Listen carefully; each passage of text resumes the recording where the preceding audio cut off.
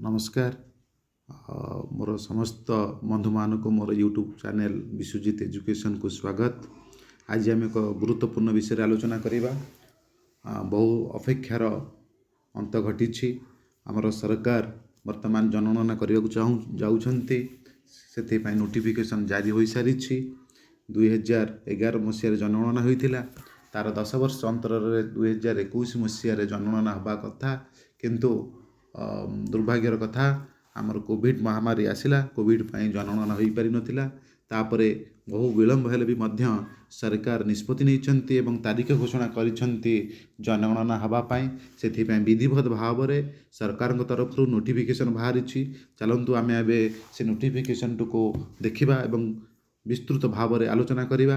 हाँ, ये गोटे अनुरोध रखी जदि मोर चैनल एवं मोर वीडियो किसी उपकार आपण मैंने पाउथांती तेबे भल लगुए तेबे मोर चैनल को लाइक सब्सक्राइब और शेयर करने भूलिबे नहीं।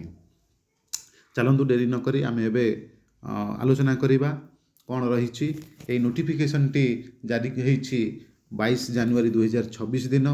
यह जारी कर ministry of home affairs office of registrar general government of India.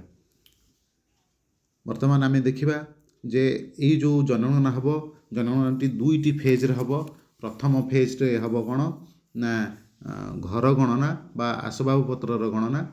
से प्रथम फेज टी हम एप्रिल 16 रु मे 16 भितर एवं द्वितीय फेज टी हम 27 मसीह जाइए। तेणुक यही भितर एप्रिल 16 भितर आपण निकट को जनगणना अधिकारी माने सब आसवे। से माने आपण को विभिन्न प्रकार प्रश्न पचारे।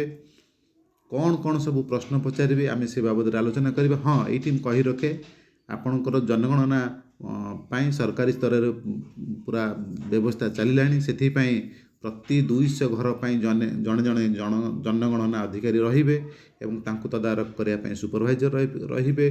सुपरवाइजर को तदारक करने बीडीओ तहसीलदार एवं सर्वोच्च स्तर रे जिलार जिलापाल रहिबे। म्युनिसिपल अंचल रे म्युनिसिपल ऑफिसर माने रहिबे एवं सर्वोपरि राज्य रे मध्य तदारक करने स्वतंत्र टीम रही। स्वतंत्र विभाग मध्य आमर राजस्व विभाग से कार्य करुछि। तो आम ए आलोचना करवा जो जनगणना अधिकारी माने आपण पाखक जिबे घर घर को जिबे बुलिकी पचारिबा पाई सेठी आपण कौन कौन सब तथ्य देबे से माने आपण को कौन पचारिबे आपण किपरि तथ्य देबे। इठी जदि आमे भूल कर दियंती आमर असुविधा हो जाई पारे। तेणुक आमको से बाबद रे सजग रहा पड़ो। निर्भुल तथ्य सरकार को देवाक पड़ो। कारण सरकार यही जो तथ्य माध्यम रे आमर फ्यूचर प्लान करेंगे। भविष्य में कौन योजना हम कौन माने को स्कीम सब नुआ नुआ लागू हम कौन हेले आम देशर उन्नति हम से यापर योजना करेंगे। तेणुक आमको निर्भुल तथ्य देवाक पड़ो। कारण आम होती जड़े सचेतन नागरिक हिसाब से आम सरकार को निर्भुल तथ्य दबा आमर कर्तव्य। यही परिप्रेक्षी में आम जो क्वेश्चन गुड़िक सब जो प्रश्न गुड़िक सब जनगणना अधिकारी माने आपण मानक सब पचारे से प्रश्न गुड़िक आम ए आलोचना करवा। प्रथम प्रश्न आसूची बिल्डिंग नंबर। आपण मानक से पचारे आपणकर जो बिल्डिंग अच्छी कोठा नंबर कौन नगरपालिका किंबा स्थानीय प्राधिकरण किंबा जनगणना नंबर आपण यही नंबर टी को सठिक भाव में देबे एवं दे सारा पर तापर 2 नंबर प्रश्न को से माने आसीबे। आपण 2 नंबर प्रश्नटे होची कौन ना census house number. Census house number जनगणना घर संख्या सेठी आपणकर गोटे घर संख्या थिबो से घरटी को आपण देबे घरर नंबर टी को आपण देबे। तापर 3 नंबर आसूची 3 नंबर 4 नंबर 5 नंबर देखंतु predominant material of floor of the census house predominant material of wall of the census house predominant material of roof house आसिला आपणकर फ्लोर वॉल एवं रूफ आपणकर घरर फ्लोर टी को भली अच्छी वॉल को भलिया अच्छी एवं रूफ को भलिया अच्छी। तेणुक आप सठिक भाव में देवे उत्तर। कारण आपणकर घरर चट्टाण ମାଟି କି ପକ୍କା କି ମାର୍ବଲ ପଡ଼ିଛି, କ'ଣ କେଉଁ ଡିଜାଇନର ଅଛି ତାହାକୁ ମଧ୍ୟ ସେମାନେ ପଚାରିବେ। ଘରର କାନ୍ଥ ସେଇଭଳି, ଘରର ଛାତ ଅଛି ନା ଆଜବେଷ୍ଟସ୍ ଅଛି ନା ଚାଳ ଅଛି, ଆପଣଙ୍କର ତିନୋଟି ଯାକ ଡାଟା ସଠିକ୍ ଭାବରେ ଆପଣ ଦେବା ପାଇଁ ଅନୁରୋଧ। ତାପରେ ଆସୁଛି 6 ନମ୍ବର। 6 ନମ୍ବର ହେଉଛି କ'ଣ, ଜନଗଣନା ଗୃହର ଛାତର ପ୍ରମୁଖ ସାମଗ୍ରୀ, ଆକୁ ମଧ୍ୟ ଦେବେ। ତାପରେ ଆସର୍ଟନ୍ ୟୁଜ୍ ଅଫ୍ ସେନ୍ସସ୍ ହାଉସ୍ ଗଲା। ତାପରେ 7 ନମ୍ବର ହେଲା condition of the census house, ଜନଗଣନା ଗୃହର condition of the census house, ସେ ଯେଉଁ ଘରଟି ଗଣନା କରାଯିବ ସେ ଘରର ଷ୍ଟାଟସ୍ ବର୍ତ୍ତମାନ କ'ଣ ଅଛି, କେଉଁ ଭଳିଆ ଷ୍ଟାଟସ୍ରେ ସେ ଅଛି, ତାକୁ ମଧ୍ୟ ପଚାରିବେ ସେମାନେ। ତାପରେ ଆସୁଛି ହାଉସ୍ ହୋଲ୍ଡ ନମ୍ବର, ସେ ଘରେ କେତେ ଲୋକ, ମାନେ ହାଉସ୍ ହୋଲ୍ଡ ନମ୍ବର କେତେ ଜଣ ଲୋକ ସେ ଘରେ ରହୁଛନ୍ତି ତାକୁ ମଧ୍ୟ ସେମାନେ ପଚାରିବେ, ଆପଣ ତାହାର ଉତ୍ତର ଦେବେ। ତାପରେ ଆସୁଛି 9 ନମ୍ବର ଆସୁଛି କ'ଣ, total number of persons normally residing in the house, କେତେ ଜଣ ଲୋକ ସେଠାରେ ରହୁଛନ୍ତି ଆପଣ ତାର ସୂଚନାଟି ମଧ୍ୟ ଦେବେ। ତାପରେ ଆସୁଛି 10 ନମ୍ବର କ'ଣ ନା name of the head of the household, ସେଇ ଯେଉଁ ଘରର ମାନେ ମୁଖ୍ୟ ଲୋକଙ୍କ ନାଁ କ'ଣ, ଆପଣଙ୍କର ବାପା ହେଇପାରନ୍ତି, ଦାଦା ହେଇପାରନ୍ତି, ବା ବଡ଼ ବାପା ହେଇପାରନ୍ତି, ବା ଜେଜେ ହେଇପାରନ୍ତି, ଯିଏ ଘରର ମୁଖ୍ୟ ଥିବେ ଆପଣ ତାଙ୍କ ନାଁଟି ଦେବେ। ତାପରେ ଆସୁଛି ଆପଣଙ୍କର sex of the head of the household, ସେଇ ଯେଉଁ head of the house hold ଯିଏ, ସିଏ ପୁରୁଷ ନା ସ୍ତ୍ରୀ, ତାଙ୍କର ଲିଙ୍ଗଟି ଆପଣ ଦେବେ, ମେଲ୍ ଅର୍ ଫିମେଲ୍। ତାପରେ ଆସୁଛି 12 number, whether the head of the household belongs to scheduled caste and scheduled tribe, ଆପଣ ତାକୁ ବି ମଧ୍ୟ ନୋଟିସ୍ କରିବେ ଯେ ସେଇ ଯେଉଁ ମାନେ ଆସୁଛନ୍ତି ସେ ଯେଉଁ scheduled caste କି scheduled tribe, ଆପଣ ତାକୁ ମଧ୍ୟ ଆପଣ ମେନସନ୍ କରିବେ। ମେନସନ୍ କଲା ପରେ ସେ SC କିମ୍ବା ST କିମ୍ବା ଅଦର୍ସ, ଅନୁସୂଚିତ ଜାତି କିମ୍ବା ଅନୁସୂଚିତ ଜାତି ନୁହେଁ ସେ ବାବଦରେ ଆପଣ ତାଙ୍କୁ ମାନେ ସୂଚନାଟି ଦେବେ, SC କିମ୍ବା ST। ତାପରେ ଆସୁଛି ଆପଣଙ୍କର ownership status of the census house, ସେଇ ଯେଉଁ ଘରର ମାଲିକାନା କାହାର ନାଁ ଅଛି, ମାଲିକାନା ସତ୍ତ୍ୱ କ'ଣ ଅଛି ତାହାର ମଧ୍ୟ ସୂଚନା ଦେବେ। ତାପରେ 14 ନମ୍ବର ଆସୁଛି number of dwelling rooms exclusively in possession of the householder, ତେଣୁ ସେ ଘରେ କେତେଟି ରୁମ୍ ଅଛି, ସେଇ ଯେଉଁ ବିଲ୍ଡିଂରେ କେତୋଟି ରୁମ୍ ଅଛି ତାକୁ ମଧ୍ୟ ଆପଣ ସଠିକ୍ ଭାବରେ ଦେବେ। ତାପରେ 15 ନମ୍ବର କହୁଛି number of married couples living in the household, ସେଇ ଘରେ କେତୋଟି କପଲ୍ସ ରହୁଛନ୍ତି, ଯଥା ବାପା ମା ହେଲେ ଆମର ଗୋଟିଏ କପଲ୍ସ, ଆଉ ଦାଦା ଖୁଡ଼ି ଇଏ ବି ହେବେ ଗୋଟେ କପଲ୍ସ, ବଡ଼ ବାପା ବଡ଼ ବୋଉ ଇଏ ହେବେ ବି ଗୋଟେ କପଲ୍ସ, ଏବଂ ଯଦି ବାପା ମା ସହିତ ପୁଅ ବୋଉ ରହୁଛନ୍ତି, ପୁଅ ବୋଉ ବି ମଧ୍ୟ ଗୋଟେ କପଲ୍ସ ହେବେ। ତେଣୁକରି ଆପଣ ଚିନ୍ତା କରିବେ କେତେ ଜଣ କପଲ୍ସ ରହିଲେ, ଯେଉଁମାନେ ବାହା ହେଇନାହାନ୍ତି ଆମେ ତାଙ୍କୁ କପଲ୍ସ ଭାବରେ ଗଣିପାରିବା ନାହିଁ, ବିବାହିତ ହୋଇଥିବା ଲୋକ ସଂଖ୍ୟା କେତେ।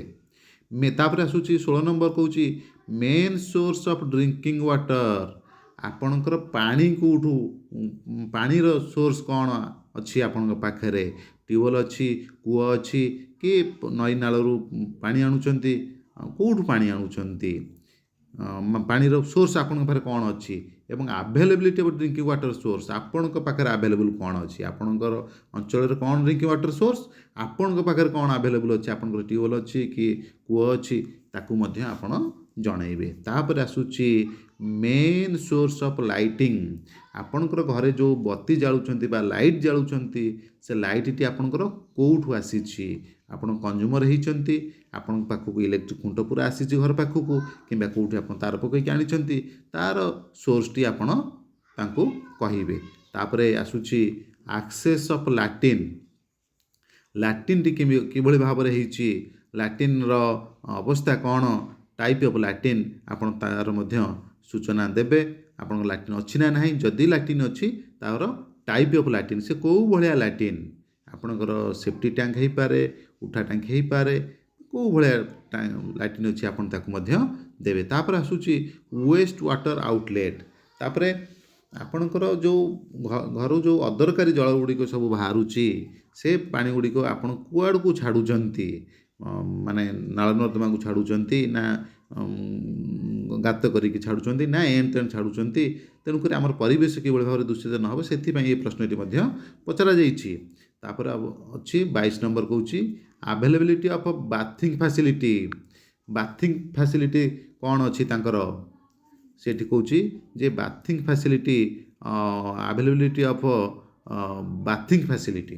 22 ନମ୍ବର କହୁଛି ଯେ ଆଭେଲେବିଲିଟି ଅଫ୍ ବାଥିଂ ଫ୍ୟାସିଲିଟି, ଗାଧେଇବାର ସୁବିଧା କ'ଣ ଅଛି। ଲୋକମାନେ ଯାଇକି ବାହାରେ ଗାଧଉଛନ୍ତି, କୂଅ ପୋଖରୀ ନାଳ ନର୍ଦ୍ଦମା ନଈ କେଉଁଠି ଗାଧଉଛନ୍ତି ନା ଘରେ ବାଥରୁମ୍ କରିକି ଟ୍ୟୁବଲ୍ ବା ଟାଙ୍କି ପାଣିରେ ଗାଧଉଛନ୍ତି, ତାର ଉତ୍ସଟି ଆପଣ କହିବେ। ତାପରେ ଆସୁଛି ଆଭେଲେବିଲିଟି ଅଫ୍ କିଚେନ୍, ଆପଣଙ୍କର ରୋଷେଇ ଘର ଅଛି ନା ନାହିଁ। ଯଦି ରୋଷେଇ ଘର ଅଛି ସେଠି ଆପଣଙ୍କର LPG କି PNG କନେକ୍ସନ୍ ନେଇଛନ୍ତି କି ନାହିଁ ତାହାର ମଧ୍ୟ ସୂଚନା ଦେବେ। ଆପଣ ଏହାକୁ କୌଣସି ପରିସ୍ଥିତିରେ ଲୁଚେଇବେ ନାହିଁ, କାରଣ ଆପଣ ଯେଉଁ LPG ଗ୍ୟାସ୍ ଆଣୁଛନ୍ତି ଗ୍ୟାସ୍ରେ ଆପଣଙ୍କର ଆଧାର ଦେଇଛନ୍ତି, ଆଧାରର ସବସିଡ଼ି ପାଉଛନ୍ତି। ତେଣୁକରି ସେ ଆଧାର ମାରିଦେଲେ, ଆଧାର ହେଉଛି ଗୋଟେ ଏଭଳି ଜିନିଷ, ଆଧାରକୁ ଯଦି ଆମେ ମାରିଦେବା ତାହେଲେ ସମସ୍ତ ତଥ୍ୟ ଆମର ପଳେଇ ଆସିବ। ତେଣୁ ଆମେ ସଠିକ୍ ତଥ୍ୟ ଦେବା, ସରକାରଙ୍କୁ ତଥ୍ୟ ଲୁଚେଇବା ନାହିଁ। ତାପରେ ଆସୁଛି main fuel used for cooking, ଆପଣ ରୋଷେଇ ପାଇଁ କେଉଁ ତେଲର ବ୍ୟବହାର କରୁଛନ୍ତି ତାର ମଧ୍ୟ ତଥ୍ୟ ଆପଣ ଦେବେ। ତାପରେ 25 ନମ୍ବର କହୁଛି ଆସିଲା ଆସେଟ୍ କଥା, ଆପଣଙ୍କର ରେଡ଼ିଓ ଏବଂ ଟ୍ରାଞ୍ଜିଷ୍ଟର ଅଛି କି। ପ୍ରାୟତଃ ବର୍ତ୍ତମାନ ରେଡ଼ିଓ ଏବଂ ଟ୍ରାଞ୍ଜିଷ୍ଟର ପ୍ରାୟତଃ ନଥିବ, ଯଦି ବା ଥିବ ଆପଣ ତାର ସୂଚନା ଦେବେ। ତାପରେ 26 ନମ୍ବର ଆସୁଛି କ'ଣ, ଟେଲିଭିଜନ। ପ୍ରାୟତଃ ସମସ୍ତଙ୍କ ଘରେ ଏବେ ଟିଭି ଥିବ, ଯଦି ଯାହାର ଟିଭି ନାହିଁ ଟିଭି ମନା କରିବେ, ଟିଭି ନାହିଁ। ଯଦି ଯାହାର ଟିଭି ଅଛି ଆପଣ ଟିଭି କଥାଟି ମଧ୍ୟ କହିବେ। ତାପରେ ଆସିଲା ଆକ୍ସେସ୍ ଟୁ ଇଣ୍ଟରନେଟ୍, ଆପଣ ଇଣ୍ଟରନେଟ୍ ବ୍ୟବହାର କରୁଛନ୍ତି ନା ନାହିଁ ଆପଣ କହିବେ। କାରଣ ବର୍ତ୍ତମାନ ସମୟରେ ଆମେ ସମସ୍ତେ ତ ଇଣ୍ଟରନେଟ୍ ବ୍ୟବହାର କରୁଛନ୍ତି, 95% ଲୋକ ଇଣ୍ଟରନେଟ୍ ବ୍ୟବହାର କରୁଛନ୍ତି, କାରଣ ସମସ୍ତଙ୍କ ପାଖରେ ବଡ଼ ବଡ଼ ମୋବାଇଲ ଅଛି ଏବଂ ମାସିକ ପ୍ୟାକ୍ ପକାଇ ଦେଉଛନ୍ତି, ସେଥିରେ ତ ଇଣ୍ଟରନେଟ୍ ଅଛି। ତେଣୁକରି ଆପଣଙ୍କୁ ସେ ଯାହା ପଚାରିବେ ଆପଣ ଆକ୍ସେସ୍ ବି ଇଣ୍ଟରନେଟ୍ କଥା କହିବେ। ତାପରେ ଆସୁଛି 28 ନମ୍ବର ଲ୍ୟାପଟପ୍ ଏବଂ କମ୍ପ୍ୟୁଟର, ଆପଣଙ୍କର ଲ୍ୟାପଟପ୍ କିମ୍ବା କମ୍ପ୍ୟୁଟର ଅଛି କି। ପ୍ରାୟତଃ ଆମ ସାଧାରଣ ଲୋକଙ୍କର ନଥିବ, ବା ଯେଉଁମାନେ ପାଠ ପଢ଼ୁଥିବେ, କଲେଜ ସାଇନ୍ସ ପଢ଼ୁଥିବେ କି କମ୍ପ୍ୟୁଟର ସାଇନ୍ସ ପଢ଼ୁଥିବେ, ଟେକ୍ନିକାଲ ପାଠ ପଢ଼ୁଥିବେ, ତାଙ୍କ ପାଖରେ ହୁଏତ ଲ୍ୟାପଟପ୍ କମ୍ପ୍ୟୁଟର ଥାଇପାରେ ଏବଂ କାଁ ଭାଁ କୌଣସି ଅଫିସିଆଲ ଲୋକଙ୍କ ପାଖରେ କି ବିଜନେସ୍ ପର୍ସନ ଲୋକଙ୍କ ପାଖରେ ଥାଇପାରେ, ଯାହା ପାଖରେ ଥିବ ସିଏ ମାନେ କହିବେ। ତାପରେ 29 ନମ୍ବର ଆସୁଛି ଟେଲିଫୋନ୍, ମୋବାଇଲ ଫୋନ୍, ସ୍ମାର୍ଟଫୋନ୍। ଯଦି ଟେଲିଫୋନ୍ ଏବଂ ମୋବାଇଲ ଫୋନ୍ ଅଛି ତାହେଲେ ଆପଣ ତାକୁ ମଧ୍ୟ ସୂଚନା ଦେବେ। ପ୍ରାୟତଃ ମୋବାଇଲ ଫୋନ୍ ସମସ୍ତଙ୍କ ପାଖରେ ଥିବ, ଆଉ ସ୍ମାର୍ଟଫୋନ୍ ଏବେ ତ ପ୍ରାୟ ଅଛି। ଟେଲିଫୋନ୍ ପ୍ରାୟ ଅଫିସ୍ ଏବଂ ବିଜନେସ୍ ଏଷ୍ଟାବ୍ଲିଶମେଣ୍ଟ ଯେଉଁଗୁଡ଼ାକ ଅଛି ତାଙ୍କ ପାଖରେ ଥାଇପାରେ, ନହେଲେ ମୋବାଇଲ ଫୋନ୍ ଏବଂ ସ୍ମାର୍ଟଫୋନ୍ ପ୍ରାୟ ଲୋକଙ୍କ ପାଖରେ ଅଛି, କିଛି କିଛି ନିହାତି ଗରିବ ଲୋକଙ୍କ ପାଖରେ ନଥାଇପାରେ। ତାପରେ 30 ନମ୍ବର କହୁଛି ବାଇସାଇକେଲ, ସ୍କୁଟର, ମୋଟର ସାଇକେଲ, ମଫ୍ଟ। ଏବଂ ଏଠି ଗୋଟେ କଥା ଆସିଲା, ଆମେ ଏଇଟାକୁ ନିଶ୍ଚିତ ଭାବରେ ଜଣେଇବା। ଆମର ବାଇସାଇକେଲ ଅଛି କି ସ୍କୁଟର ଅଛି କି ମୋଟର ସାଇକେଲ ଅଛି, ନିଶ୍ଚିତ ଭାବରେ ଆମେ ଏଗୁଡ଼ିକ ସବୁ ଜଣେଇବା। ତାପରେ ଆସୁଛି ଆପଣଙ୍କର କ'ଣ ନା କାର୍, ଜିପ୍, ଭ୍ୟାନ୍। ତାପରେ ଆସିଲା 4 ଚକିଆ କଥା, ଯେ ଆପଣଙ୍କର କାର୍, ଜିପ୍ ଆଉ ଭ୍ୟାନ୍ ଅଛି କି। ଯଦି କାର୍, ଜିପ୍, ଭ୍ୟାନ୍ ଅଛି ତାହେଲେ ଆମେ ସେ କଥା ବି ମଧ୍ୟ ଏଠି କହିବା। ତାପରେ ଆସିଲା କ'ଣ, main cereal consumed in the household, ସେଇ ଯେଉଁ ଘରର ଲୋକମାନେ ମୁଖ୍ୟ ଶସ୍ୟ କ'ଣ ବ୍ୟବହାର କରୁଛନ୍ତି, କେଉଁ ପ୍ରକାର ଶସ୍ୟ ସେମାନେ ବ୍ୟବହାର କରୁଛନ୍ତି ତାହାର ମଧ୍ୟ ସୂଚନାଟି ଦେବେ। ଏବଂ ଶେଷରେ ଆସୁଛି କ'ଣ ନା ମୋବାଇଲ ନମ୍ବର। ପ୍ରାୟତଃ ଆମେ ସମସ୍ତେ ମୋବାଇଲ ନମ୍ବରକୁ ବ୍ୟବହାର କରୁଛନ୍ତି, ସେ ମୋବାଇଲ ନମ୍ବରକୁ ମଧ୍ୟ ଆମେ ଦେବା। ଏବଂ ଆପଣମାନେ ଡରିବେ ନାହିଁ ଯେ ଆମ ମୋବାଇଲ ନମ୍ବର ନେଲେ ସେମାନେ କ'ଣ କରିଦେବେ, ସେମାନେ ମୋବାଇଲ ନମ୍ବର ନେଇକି କିଛି କରିବାର ନାହିଁ, କାରଣ ଏଠି ସେ ପୁରା କ୍ଲିଅରଲି ଲେଖିଦେଉଛି for census related communication only. ତେଣୁକରି ଆପଣ ଭୟଭୀତ ହେବାର ନାହିଁ, ମୋବାଇଲ ନମ୍ବରଟି ଆପଣ ଦିଅନ୍ତୁ, ନିଶ୍ଚିନ୍ତ ଭାବରେ ଦିଅନ୍ତୁ, କୌଣସି ଅସୁବିଧା ନାହିଁ। ଯେହେତୁ ସରକାରୀ ସ୍ତରରେ ମାଗୁଛନ୍ତି କୌଣସି ଅସୁବିଧା ନାହିଁ। ଏହି ଥିଲା ଆମର ଜନଗଣନା ସମ୍ବନ୍ଧୀୟ ତଥ୍ୟ। ସେମାନେ 33ଟି ପ୍ରଶ୍ନ ଆପଣଙ୍କୁ ପଚାରିବେ, ଏ 33ଟି ପ୍ରଶ୍ନର ଉତ୍ତର ଆପଣ ନିର୍ଭୁଲ ଭାବରେ ଦେବେ।